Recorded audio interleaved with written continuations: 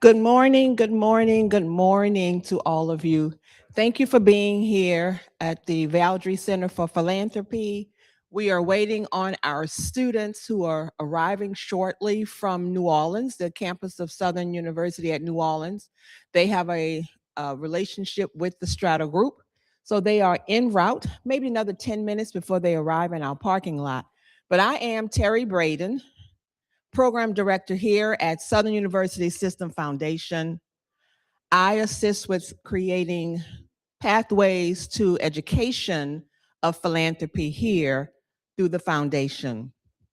The foundation has been here in this location since 2019, providing educational opportunities for the community of students and faculty so that we can tell you what this is about.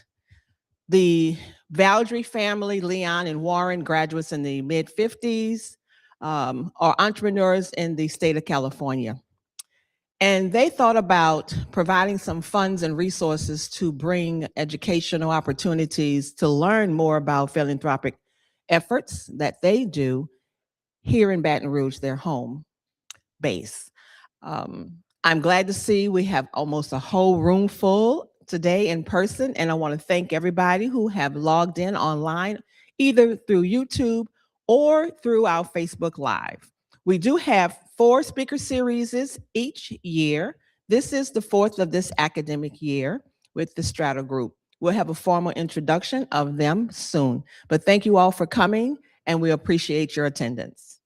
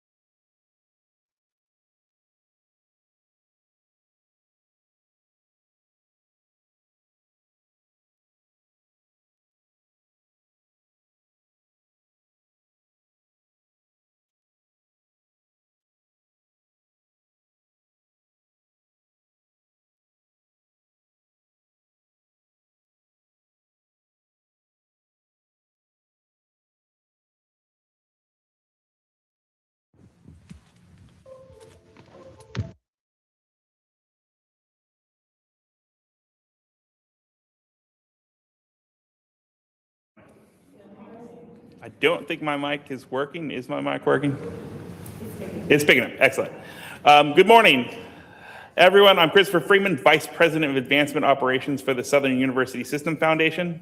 Welcome to the Vaudry Center for Philanthropy, and welcome to those joining us live on Facebook and YouTube. For those of you here for the first time, the Vaudry Center is the only academically based research center focused on philanthropic studies and nonprofit management at an HBCU. We are doing work here that's not being done anywhere else, advancing research on African American philanthropy, supporting an executive PhD program through the Nelson Mandela School of Government at Southern University, and hosting this signature speaker series that brings national thought leaders directly into this community. Everything we do here is centered on building the next generation of philanthropic and nonprofit leaders. If this work resonates with you, I invite you to become a supporting member of the Vaudry Center. Details are available at vcp.sus.edu, and our team is happy to answer any questions you might have. I personally had the pleasure of seeing today's speaker present at AFP Icon last year in Seattle, and after hearing his session, I know we needed to have him in this room. Please allow me to introduce Daryl Graham, Senior Vice President of HBCU and Engagement at Strada Education Foundation. A proud Morgan State University graduate, Daryl brings decades of experience in community engagement, grant making, and strategic partnerships. Before joining Strada, he spent 15 years with JP Morgan Chase as Vice President and Relationship Manager, identifying grant making, sponsorship, and volunteerism opportunities. His board service includes the Delaware State University Foundation, Community Health Network Foundation, and the Philanthropy Delaware Board, which he chaired. In 2004, he was named one of Savoy Magazine's most influential executives in corporate America. Recognition well earned by a leader whose career has been defined by impact and intention. Please join me in welcoming Daryl Graham.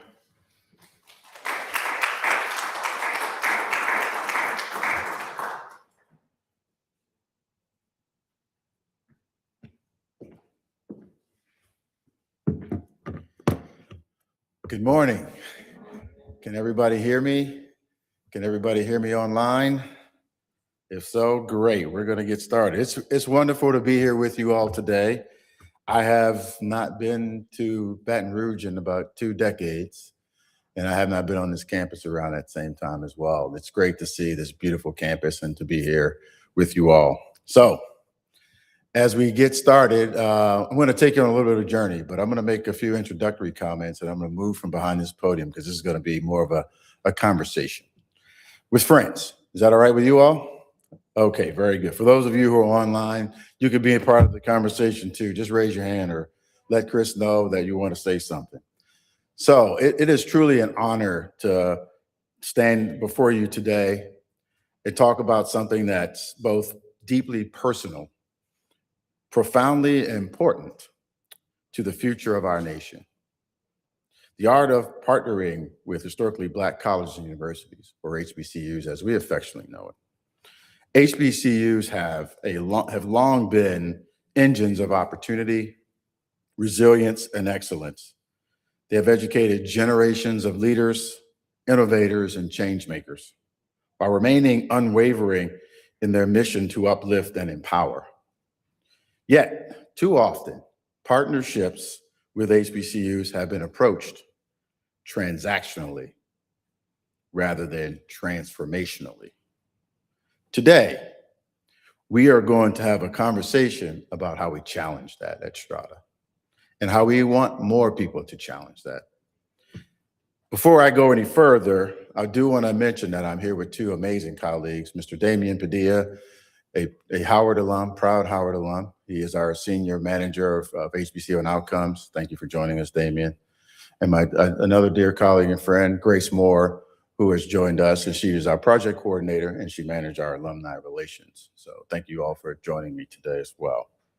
So because true partnership, or we should say the art of it, is what we're going to talk about today. It is not about what you bring to the table alone. It's about how you listen, how you learn, and how you build alongside institutions that already possess extraordinary strength, insight, and impact. Can we agree on that? HBCUs have already done that. I think we've been around for, some of us 180 years, some 150, et cetera.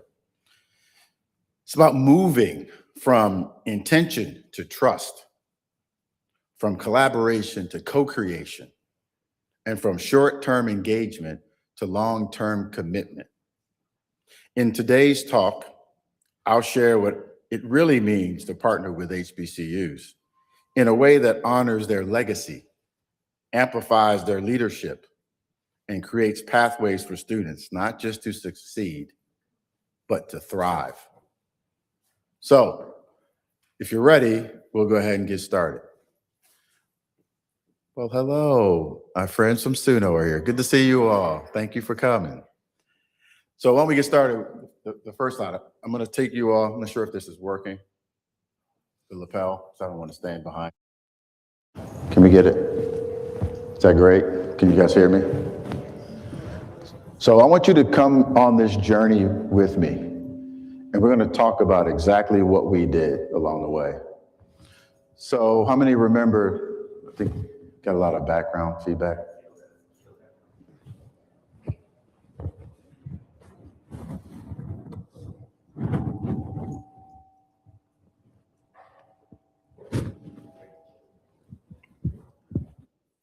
Yeah. Is that better? Okay, there we go. Thank you. Sorry about that. So we're going to go on a little bit of a journey together. So we're going to start in 2020. How many of you remember 2020? What was happening? Tough year, right? Yeah, really tough. So we're going to talk about what was happening in 2020, because it's really important to understand this, that the future of everything that was going on from a higher education perspective and from a philanthropic perspective changed drastically in 2020. We're going to talk a bit about that because that impacted us as an organization and how we decided to approach this initiative. So, if you go to the next slide,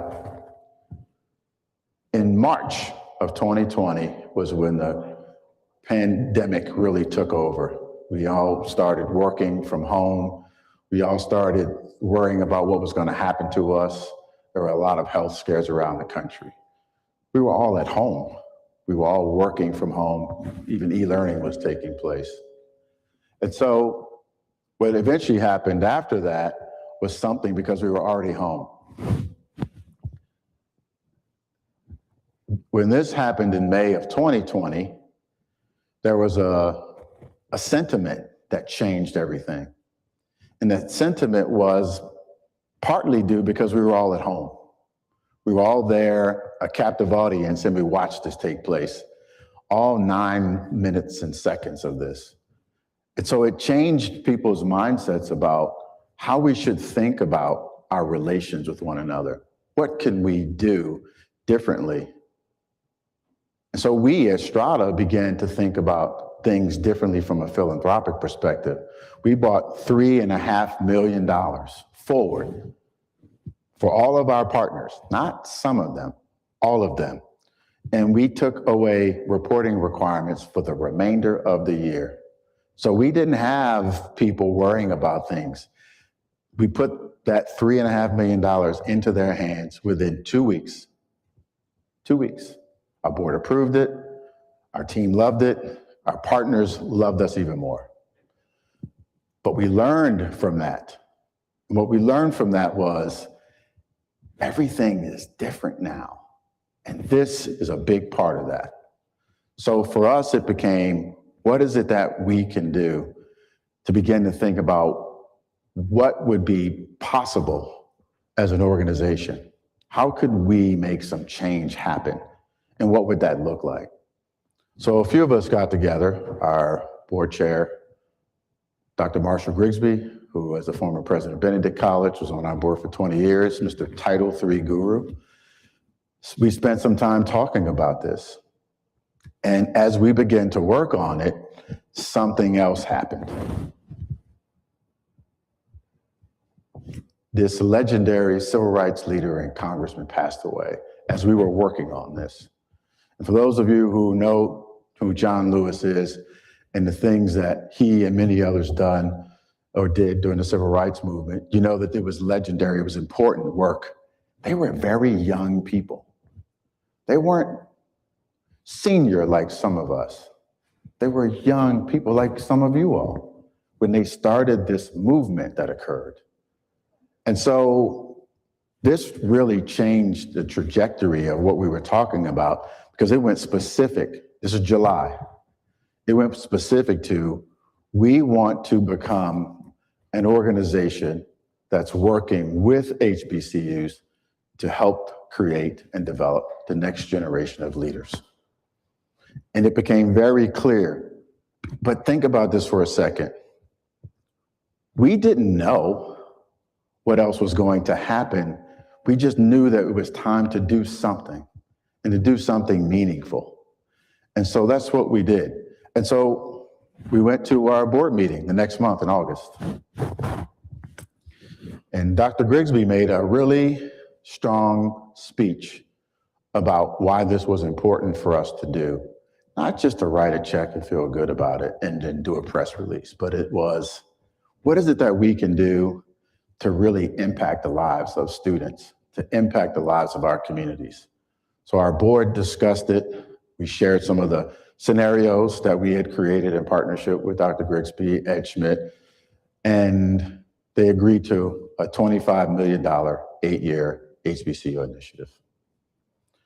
And so you're probably thinking to yourself, hey, we should feel pretty good about ourselves, right? Well, now you might look at this and say, we've got nothing. Some people would say that. Or you might look at this and say, I'm a half glass full kind of a guy. And so we thought about this as, hey, we have a blank sheet of paper. We have opportunity here. What are we going to do with this opportunity? What makes sense for us? So we said, well, we're going to go out and partner with HBCUs. We're not going to do a press release. We decided to craft a letter. And we crafted a letter to all 101 accredited HBCUs in the country. Not 5 of them, 10 of them, all of them. And in that letter, we spoke about what we had intended to do, but we didn't want to go alone. So in this letter basically allowed us to say, we'd like to have a conversation. Let's talk about some of the needs. They probably have changed. This is the fall now of 2020. So this is not very long after COVID started, but we had to start thinking differently. We had to start acting differently, behaving differently. And so we did. So, right. So everybody like, let's go, let's do a press release, let's run, let's go talk to people, let's go do it. Like, slow down. We didn't get here overnight, and we're not going to get to where we're trying to go overnight. And so the thought was, everybody just relax, let's take it easy. We're going to go on a listening tour. So the letter shifted to a letter of, we're informing you, HBCU presidents and chancellors. This went to every president and chancellor in the country, and went to every executive assistant who was assisting that president or chancellor, he or she, in the country. Because we wanted folks to understand that we want to have a conversation. This is the first time we had this ability, if you will, to say, let's talk about what you need. Let's talk about what works, and let's figure it out together. So in essence, co-create, right? Which is better than telling you what to do as a funder. So we stopped, we got it together, and then we started on this tour. So as you can see, this tour stretched throughout the country. Now, remember, this is all virtual. We're at home, so we don't have to get on planes, and we don't have to do all that. But what was interesting, as we started to get people to respond, and as presidents started to sign up with us to have these conversations, some of them brought their entire teams. They brought their entire cabinet to a conversation that they had no idea. Well, they had an idea, but did not have a great idea exactly what we were looking for. And these conversations went on for 7 months. Now, there's some stats in here that are probably a little bit old. This is the actual document that we used at that time. 101 HBCUs, 19 states across the country. And so we reached out to all of them and said, tell us what works well. Tell us how we can be helpful. Tell us about what you think is going to move the institution forward now. It's a tough time. We got to figure it out. But at the essence of this, it is, we want to figure out a way to develop the next generation of leaders in partnership. So from there, we went on these listening tours. And this is the actual listening tour. This is just to help you understand the volume and the essence of what we were seeking to do. The idea here is, let's co-create this. Let's figure out how we can't just help everybody, do what they do and be very accustomed to everything unless you want to dictate. And that's not what we wanted to do. We already know that HBCUs have had great success. That's why they've been around for over 150 years. So what way can we do this? By taking all this information in. So we took all this information in from these wonderful conversations, and then we began to think about, hey, this is what Chancellor said, this is what the president said, and this is what some of the cabinet members said. So we started compiling all this information, and we began to see some themes. So we'll go to the next. And so, but we had to be clear before we get to those themes that we learned about what the vision was. This was not the vision that we wanted. This was the vision that came about. This was the thoughts that everybody had and were thinking about as we began to have these conversations more. And this became clear. Remember that white sheet of paper, that blank one?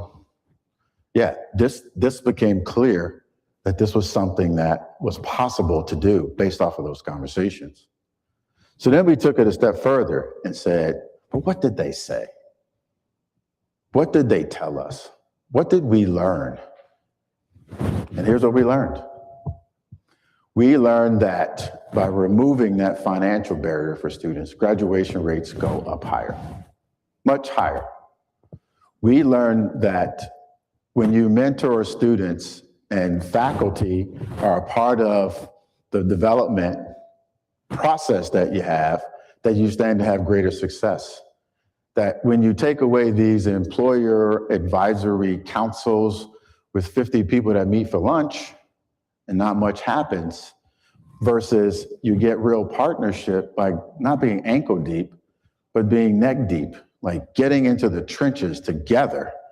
Like we can solve some things, we can figure some things out. And we learned a lot about how the partnership, talking about alumni with Howard, at the end of the day is, how do you engage with alumni? We have all these successful people, and we write all these things down. You go to Wikipedia pages and you see all these successful graduates or most popular graduates and all that great stuff, right? But it is, how do we engage with these successful people that attended the institution and still care? And so we heard about many different strategies that were taking place to rethink that as well as rethink these partnerships with employers. You started hearing about different things around curriculum advancements and enhancement.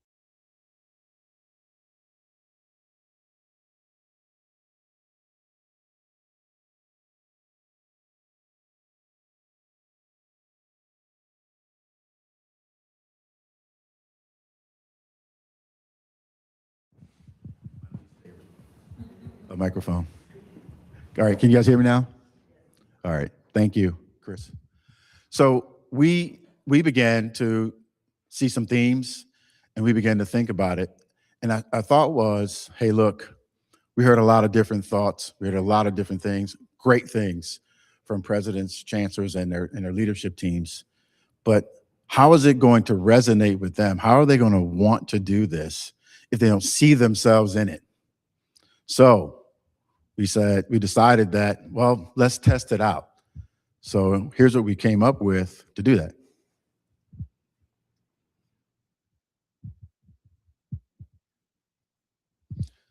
So this was the makings of what we now call the Strada Scholar Framework. And it's great to see some of our Strada scholars from SUNO here with us. Hi, guys. How are you? Thank you for coming. Really appreciate it. Ms. Taplin, you're the best. Appreciate you. You got it. So when we started talking about this, remember, this is in response to, this is not what Strada said we were going to do to HBCUs. This was, let's co-create. So the Strada scholarship is $7,000 per year per student. And that's for public or private, it doesn't matter what, a 2-year, 4-year, it's the same number for everybody because we wanted it to be fair and equitable. But we also wanted to be a part of removing that financial barrier that we talked about so students can focus on the academics and focus on the things that really matter. So we did that. We heard a lot about leadership development and the building of networks. So our thought was to invest $1,200 per student into those students specifically to say, what is it that those students need? And folks like Vonda Taplin from SUNO and others, you know, are able to do that on a case-by-case basis because they're working directly with the students and the scholars. And so that was really helpful because we know that all students have a different situation. So the monolithic approach we knew was not going to work. So let's be broad with it. So then we said, we're very interested in work-based learning because we believe in paid work-based learning opportunities for scholars because it gives them exposure and it gives them experiences to help them. Hey, do I like being a nurse? Do I want to be an accountant? Do I want to be a finance professional? Whatever it might be. Do I want to be a doctor? Well, it's hard to be a doctor if you don't like blood, right? And so these are the types of things that we wanted people to understand and have that exposure and experience to. And so we put $1,200 per year per student for them to have internship support. And when we say support, it means you might need a new computer. You might not have a car. You might need transportation to get to work. You might not have the appropriate clothing to go to work. We wanted the institutions. So this is about empowerment now, right? This is about giving the institutions the resources to find successful solutions for students.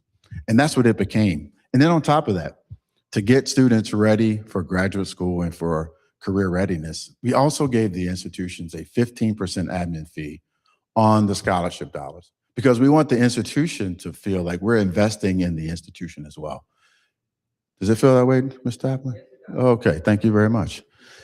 So our goal here was, this is not about us, and this is not about going alone. And I say us, I meant Strada. This is about us as a collective, Strada with HBCUs. So you're probably wondering, well, how are you going to keep this going? Great question. The thought here was, we learned so much from those presidents and chancellors and them bringing, you know, their cabinet members and members of their faculty to help us to understand that we needed to keep them engaged in this mission that we're on. Because we're on 8 years mission. You think that's a mission? Sound like a mission to you? Yeah, it's a mission. Okay, so we're on a mission. We're on a mission together. So we invited these wonderful people to be on the advisory council so that we meet and talk about all the things that are happening, but keep the pulse on what's going on. So again, not 100 people coming into a room. There's 8 of them coming into a room and advising us on a monthly basis about what's going on.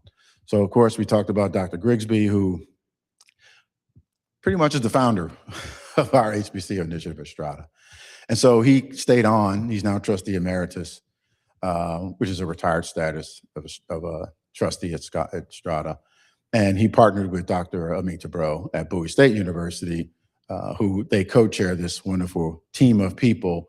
And they continue to advise Damien, Grace, and a team of us at Strada to help us continue to keep the pulse. We don't stop there. We're going to talk about that a little bit later. But we talk to our institutions as well. Okay. Next, you also have to think about what the end game is before you get started. What is it that we're ultimately trying to accomplish on the mission? And the mission isn't, we talked about this with Provost, the mission isn't just students need to graduate. That's a great outcome. It's a positive outcome. It is, what are we going to pour into them along the journey that is going to help them to make well-informed decisions about their education that are going to help them not just in their career, but in life? What types of experiences and exposure is going to help to make that happen? And so this was really important to think about. So one of the things, and we'll talk about this a little bit later, but I'll give you a little bit of a hint. What's the point in having cohort models, because we learned this in our investments, on campuses if you're never going to bring them together and to have them share best practices, to have them get to know each other? So as you can see, we have leadership summits loaded in here. And that was a part of the original plan, to bring all of the institutions together, to bring all of the scholars together. And it's absolutely been magic. It's been magical. And so when you're thinking about these partnerships, does this look transactional to you? Does it look like a commitment? This is a 25-year, 8-year commitment. But we at Strada can't say that we're going to think about each year, year by year, if we're not committed. It is, we have 8 years. Let's work on this together. So we actually shared this. And this is actually a part of what we call the blueprint deck. And we pull it out because we like to do these presentations and share more insights. But the blueprint, I'm a big Jay-Z fan, sorry, if you're not. I'm a big Jay-Z fan, so we named it the blueprint. And the blueprint is how we talk about the origins of the initiative and how we move the initiative along, okay? So from there, this is all that I explained. I'm not gonna tell you this slide, but if Chris can share this slide with all of those who are interested in seeing it.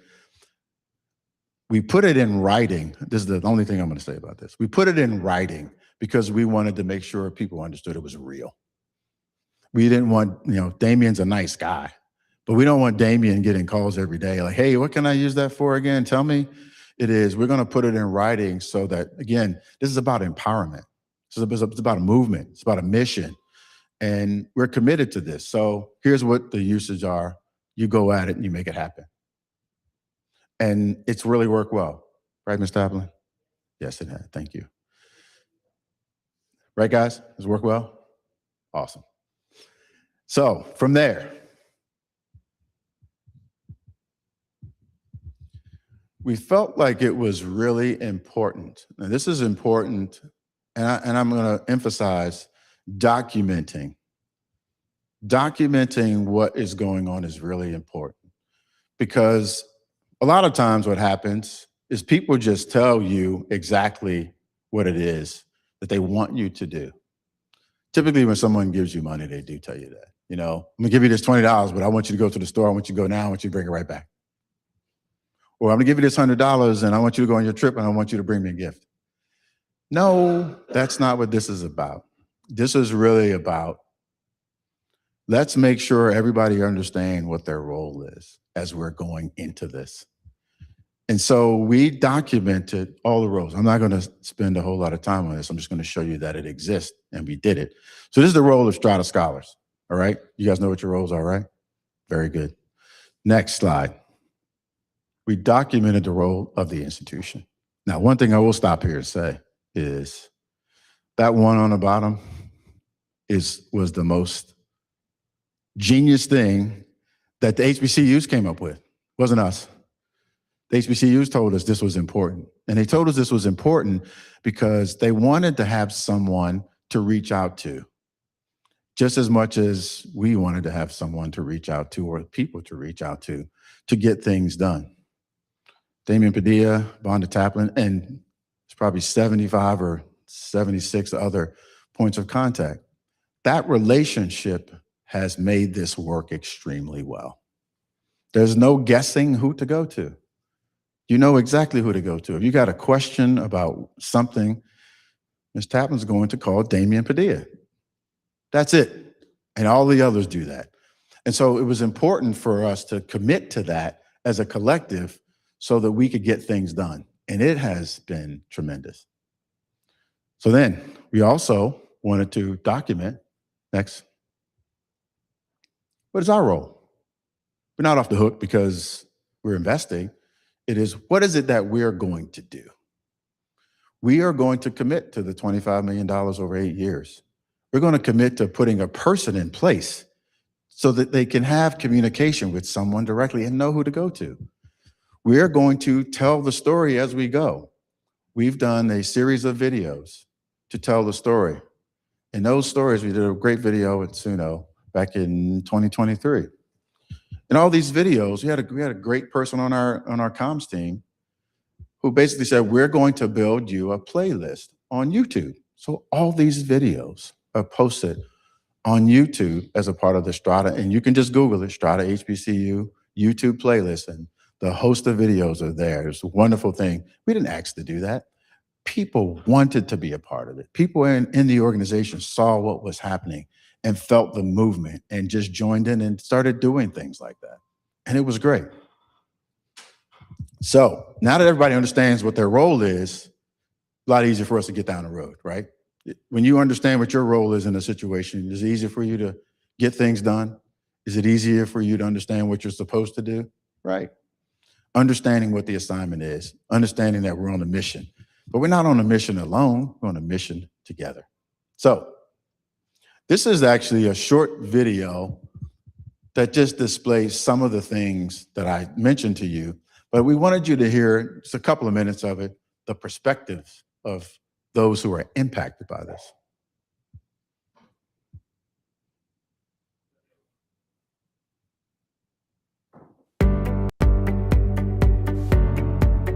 The 2025 Strada HBCU Leadership Summit marks the midway point of the initiative, with more than 500 scholars from nearly 50 HBCU partners in attendance at Dallas. The pinnacle event was the largest summit to date. The 3-day conference was filled with energy, excitement. Sorry, wrong video. We want to show the initiative video.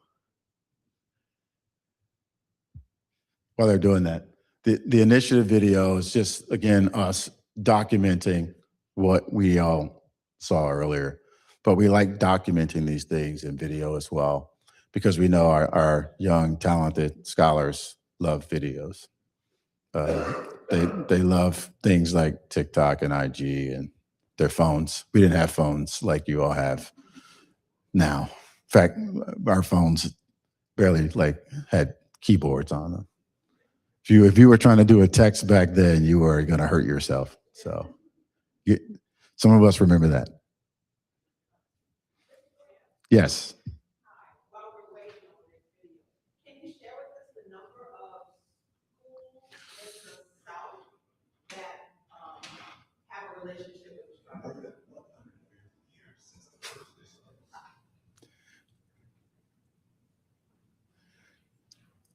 Yeah. So there are 47 partner institutions. We have a slide that we will show later to show where all of those are. We have 45 HBCUs, 2 PBIs, predominantly Black institutions, and they're in 21 states. Is that right, Damien? 21 states. And so there have been 470 plus Strada scholars. We have 5 of them with us today. 114 of them graduated, and another 120 or so will do so. Okay, ready? You can play this work just a couple of minutes.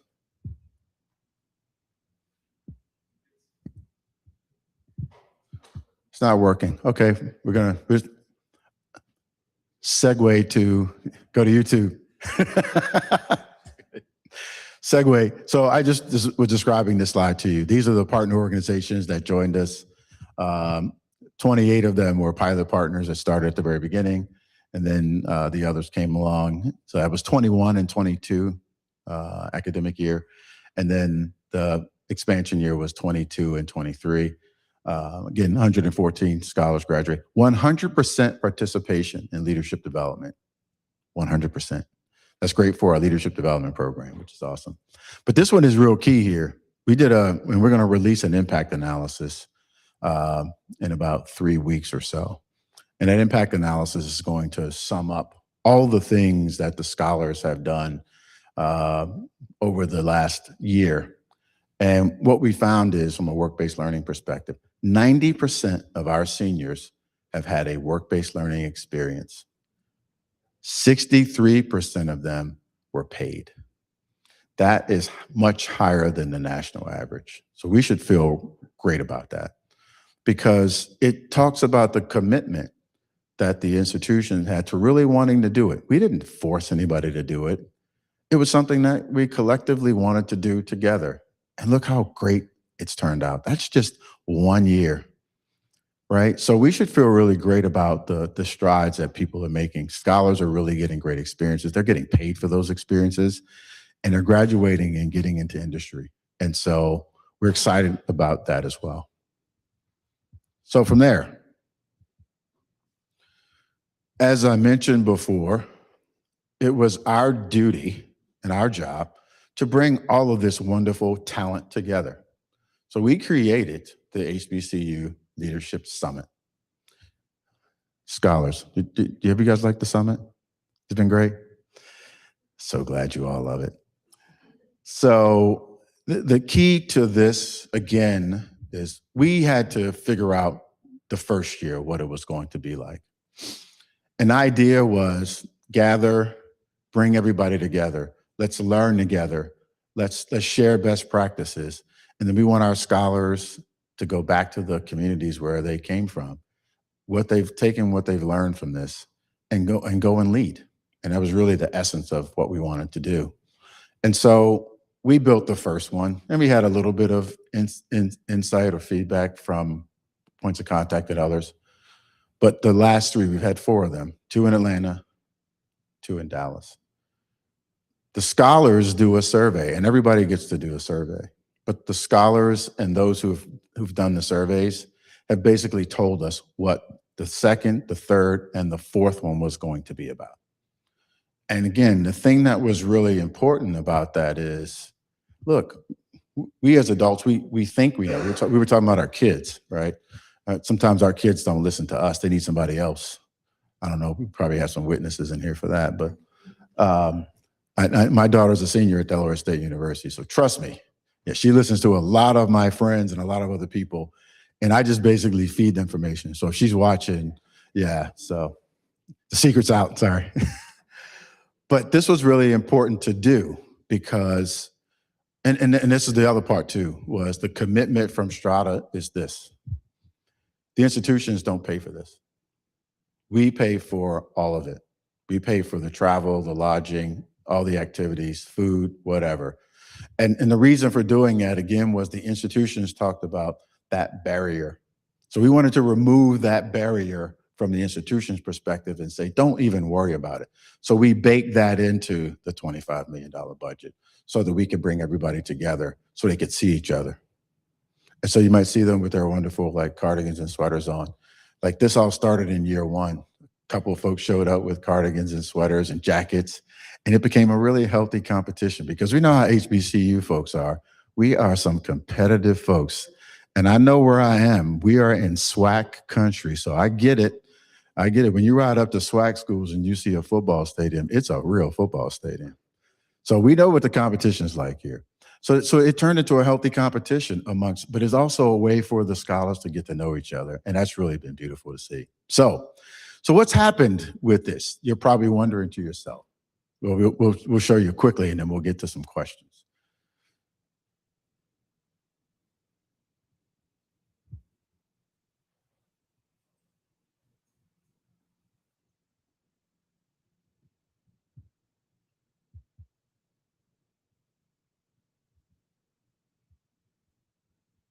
Is it working or do you want to keep going?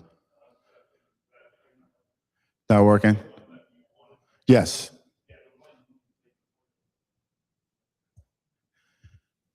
So anyway, while they're doing that, we began videoing the summits because we wanted to document the experience and what was going on. So we've shared these. Every year we do a summit, we do an actual summit video. And the summit video gets posted to our YouTube. We send it out to our partner institutions. And we try to have as many scholars and others in these videos.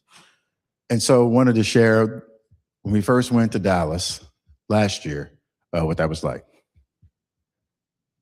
As participants gathered to learn from the best and brightest, their mission to lead with grace and confidence on their campuses and in their communities toward a brighter future for all.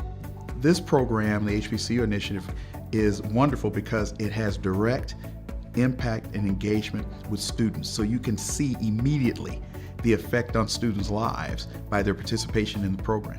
What we were excited about really with this initiative was to partner the scholarship with leadership development, where we could give these students an opportunity to develop the skills that were necessary for them to be able to seek and seize the opportunities for work and other successful endeavors in their professional lives. But we want to instill within them several qualities and underscore those. Number one is the importance of leadership.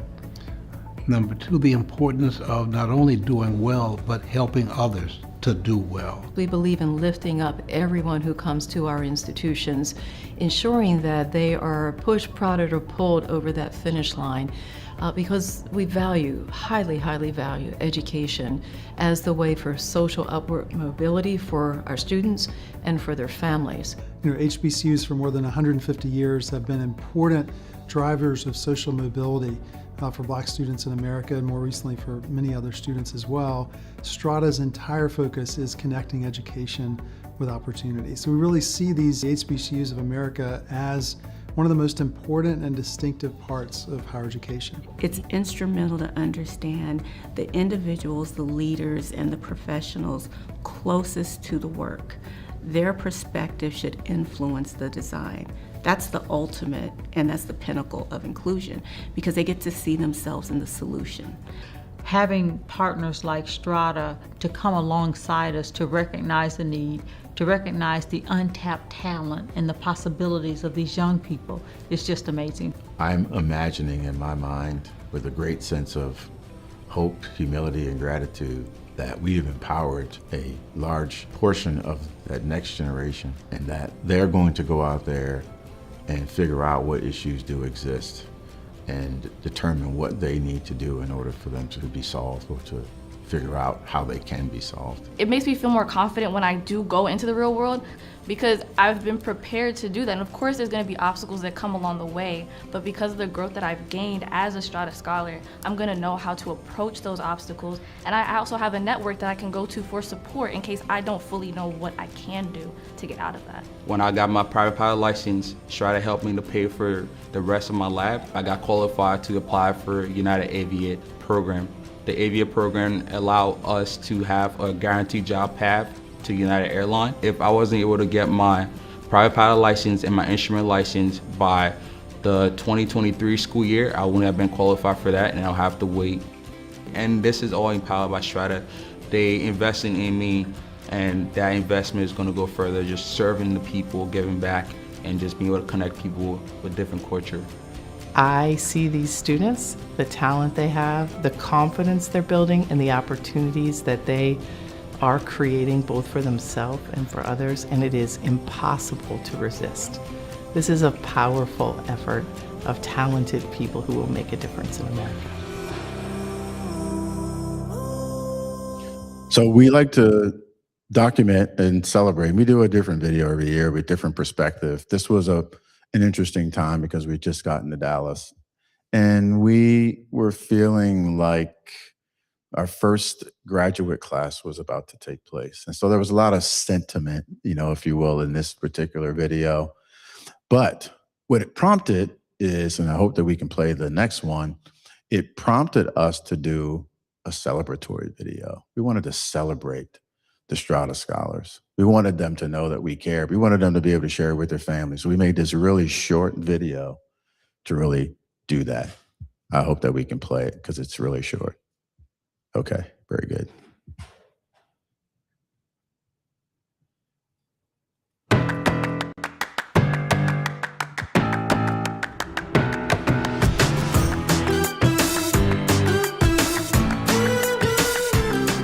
Congratulations to the first graduating class of Strada Scholars. This year, we celebrate the accomplishments of more than 100 graduates from our partner HBCUs.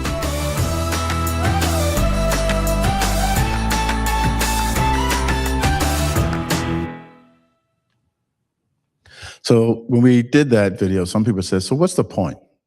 Well, the point is this.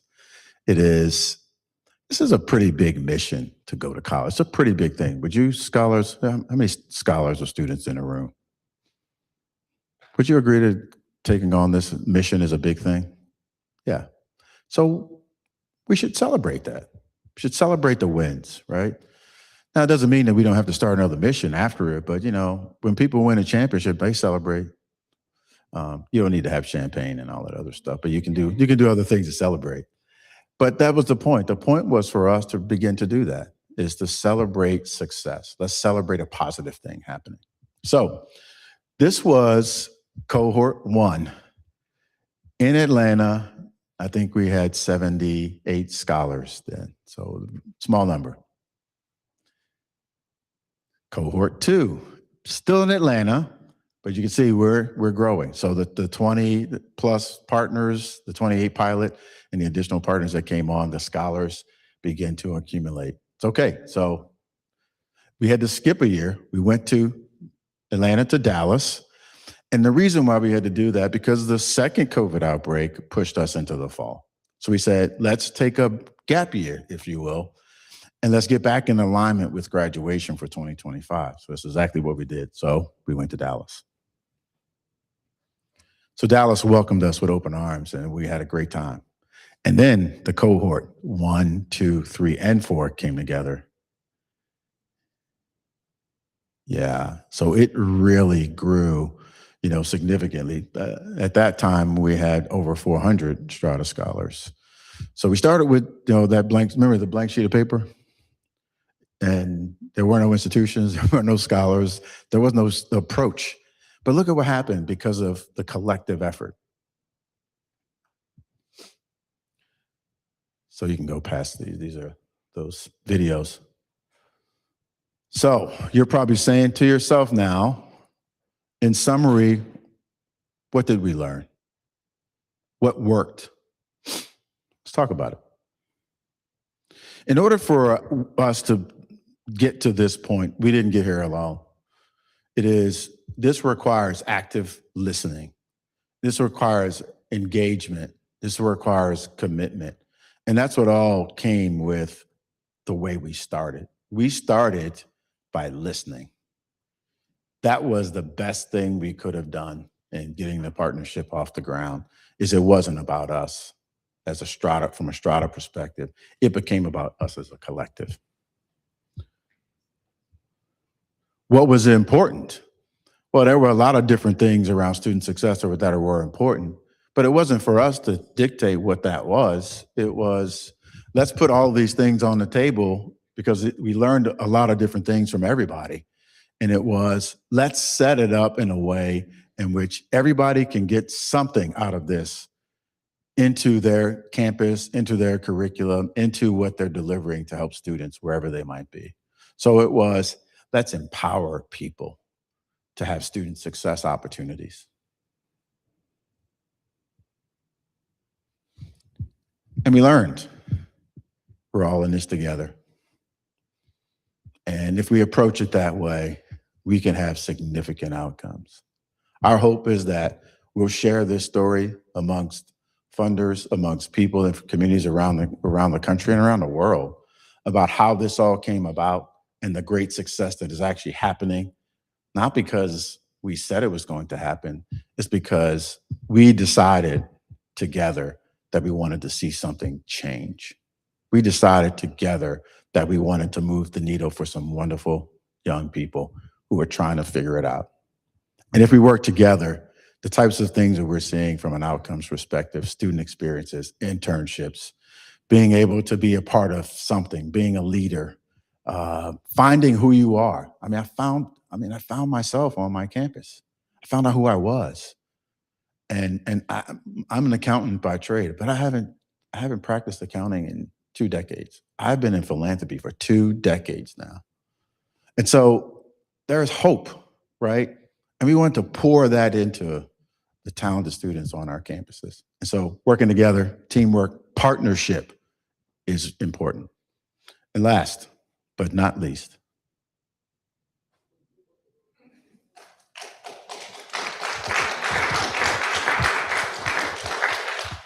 This was our photo shoot.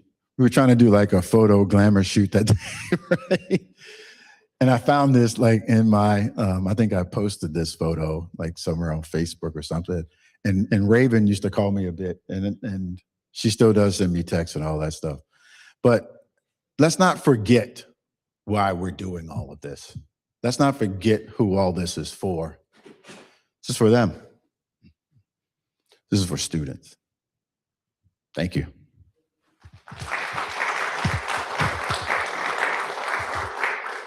Do we have time for questions? Okay.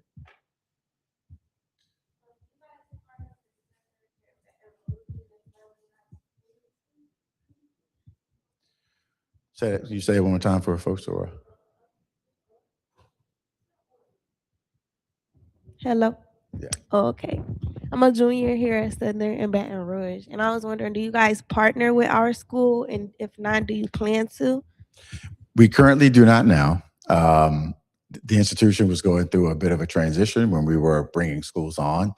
And so Southern University of New Orleans was part of that discussion. And so they came on. We are wrapping up year 5 of the 8 years. And our hope is that, we will influence others to see the value in what we do, and hopefully, a pathway forward would exist. So we had a great conversation with Chancellor Jean-Pierre last night at dinner, and it's a fruitful conversation. So we'll see. Sure. You said that you go to people schools, and then they're looking for certain scholars. What type of scholars are you guys reaching out to get in you guys' program? Well, I probably can't answer that question. Well, I think Ms. Vonda Taplin, who is here, probably could answer that question better than I could if you'd like to. Thank you for your question. Actually, we pretty much put all the scholarship application. Students that are, we don't have an honors college, but students that are high achievers coming out of high school, they go through a vetting process and they're selected that way. So we select 3 students per cohort. So again, it's about empowerment. Institutions already do those things. We didn't want to get into that. It was more in a way of how can we be helpful? So let's provide resources and exposure and experience opportunities so that the scholars that do get selected to the initiative by the institution have the ability to take part in these exposure and experience opportunities.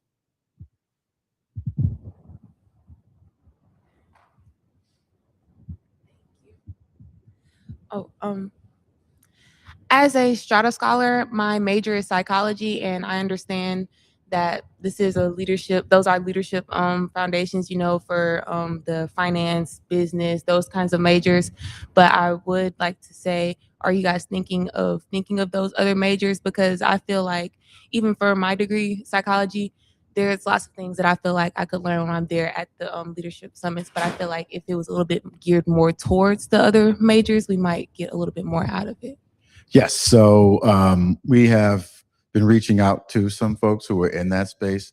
The medical field is tough. We've had a tough time getting physicians and others to leave the perch of doing their job and doing their work. But we did hear you guys in the survey, and so what she's referring to is we have industry panel or industry roundtables at the summit. And what we found is when we bring professionals into the room and professionals have the ability to sit down table by table, do speed networking inside of these specific rooms where we have those specific fields of study and industry, that it seems to be a lot better. So the area that we've struggled the most is those who are in the medical space. So we would love, if you know anybody, those of you online, who is in the medical profession, particularly a psychologist or psychology, that's a place where we could actually find more folks. We'd love to have them join us when we go to where we're going to next. We haven't officially announced yet, but we're going somewhere else in March or April of next year. Yes. Anybody else? You have a question? No? Okay. I can't quite disclose that yet. We will be disclosing that soon. So, yeah, it's somewhere. I can't say. You'll know what it is. You'll know what it is. Any other questions or anybody need any additional information? Anyone online who has a question? Not as of yet. I'm Okay. checking it right now. Okay.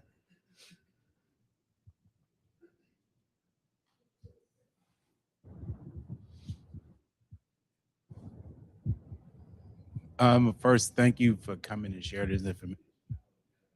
Fruitful conversation with Chancellor Pierre. Is he coordinating for us to go ahead and move forward in the partnership for Baton Rouge?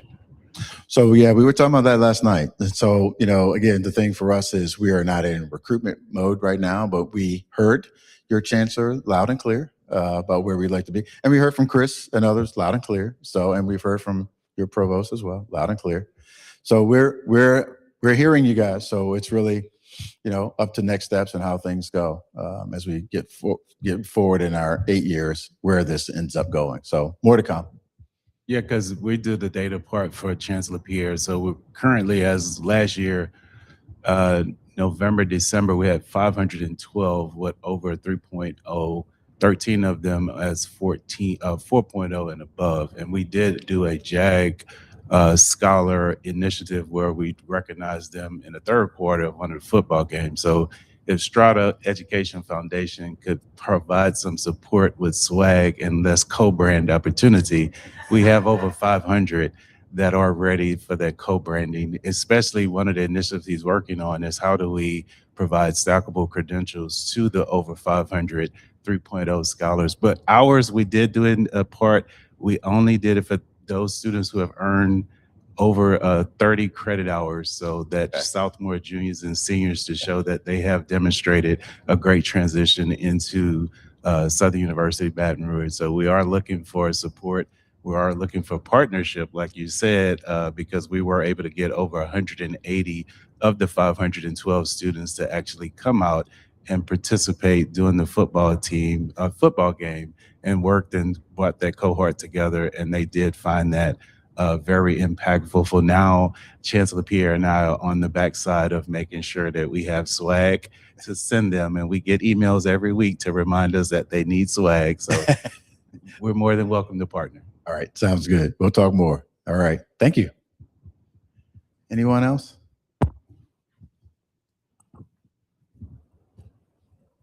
Thank you again for being here. I have kind of a two-part question. So the first part, the lessons you've learned as you guys have built this program about partnering with HBCUs, have you shared that with other nonprofit organizations as they work to build in their partnership? And I can give you the second part now or later. Yeah, so let me answer that first and then we'll keep going. So if you didn't hear the question to this, have we shared this? We have gone to several funder roundtables. Anyone who if there's anyone online, if you want to talk to us, we do not turn down a conversation. And again, we openly share the blueprint. So this deck that you see, Chris and others could share it out with anybody that wants it. We want everybody to know that Strada actually took a very different approach to philanthropic investment.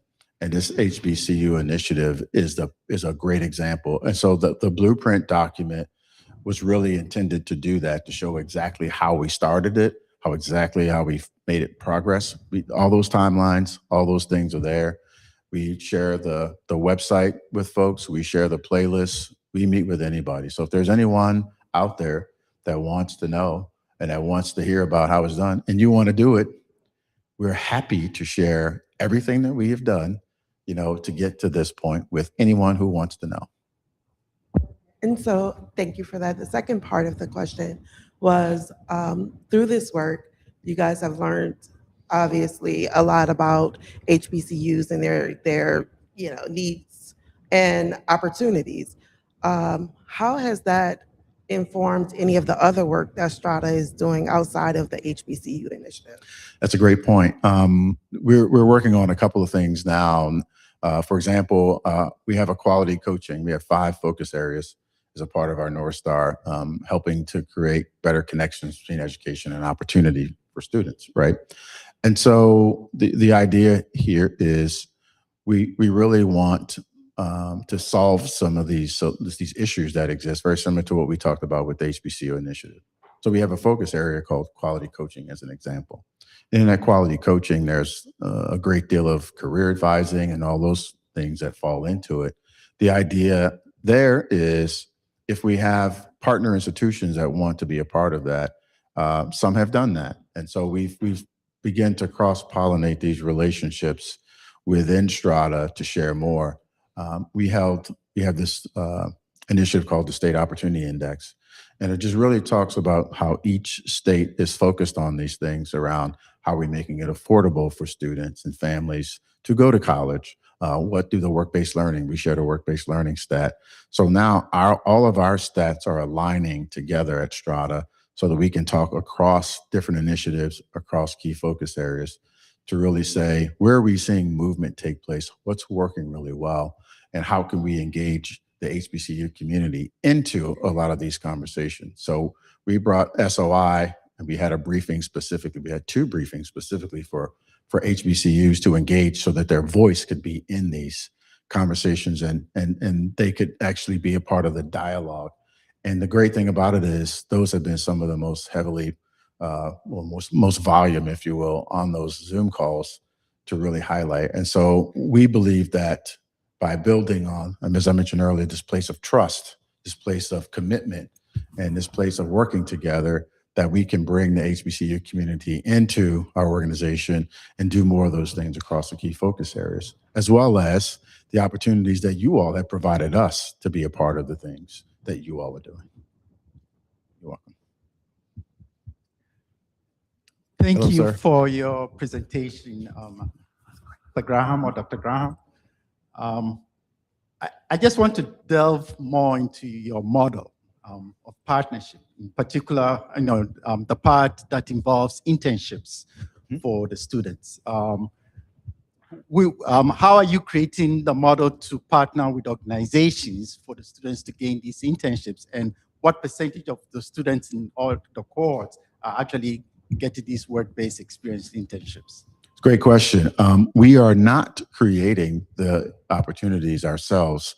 The goal is really to empower the institution. So we provide resources, or when people reach out to us, we immediately send them to Damien Padilla on the team. And then Damien goes out to the points of contact like Ms. Taplin and others around the country to share. So example is we had a group reach out to us who are looking for specific internships in specific locations. And so what we did is we said, well, you tell us what you need, we'll go out and see what happens. And we were able to place some of those folks that way. It's not what we typically want to do. It just turned out to be this specific opportunity that worked really well. But the ultimate goal is really for the institutions to be empowered, where we can make introductions and those sorts of things. We certainly will do that. Or if the resources that are there are very helpful, to solve some of those, problems, and turn them into solutions. We really hope that the empowering component of this work will allow wonderful points of contact like Ms. Taplin to do just that.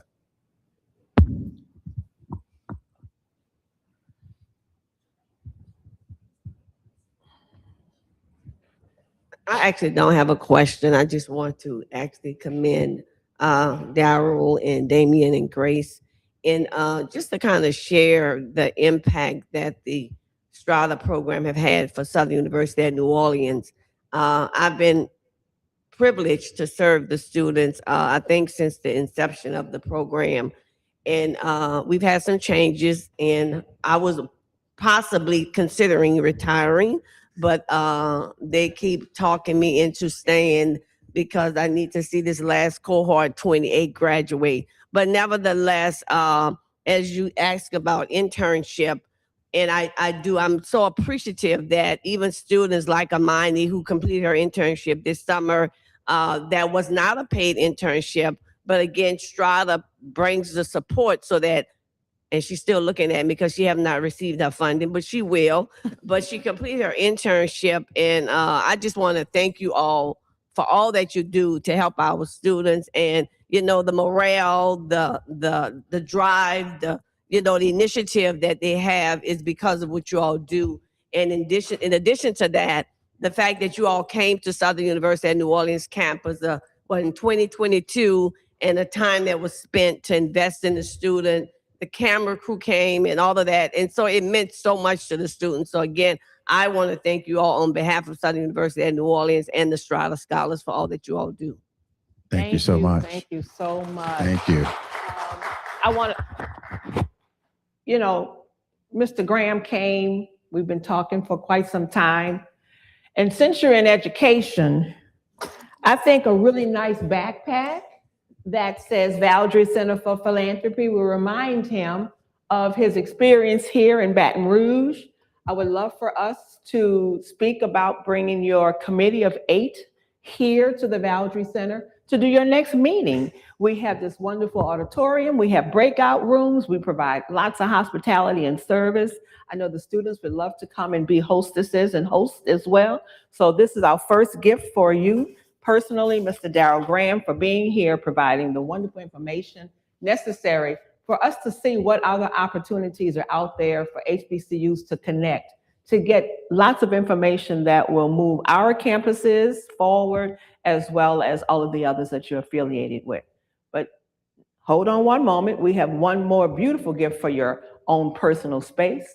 I would like our graduate, Braylon Gibson. He's a recent graduate. He volunteered here for 5 years before he graduated from Southern. This is the Bluff. Okay. Oh, wow. Okay, you got it? That's nice. Okay, so we're presenting to you the mural that you see outside on the wall. Oh my. The Bluff. So you can place this in whatever personal space you like. Thank you so much. I appreciate that. I have a perfect place for that. That is beautiful. Thank you so much. Alrighty. All right. So, you know, we have some good hospitality and memories that will remind you to come back. It doesn't matter what Southern University campus I'm on. We feel like we are kings and queens when we come. Thank you all so much. We appreciate that. And thank you all here that have joined us today on April 16th, 2026 at the Valdry Center for Philanthropy here at Southern University and A&M College. You are here in the foundation where we present speaker series of this magnitude and greater to help you all understand what philanthropy is. Thank you so much. Kudos to those who've joined us online. Thank you for a full audience today. Please give yourselves a round of applause. We appreciate you coming and have a great rest of your day. Goodbye. Will you guys be able to send it to me? Will you guys be able to send it? Will you guys be able to send this to me?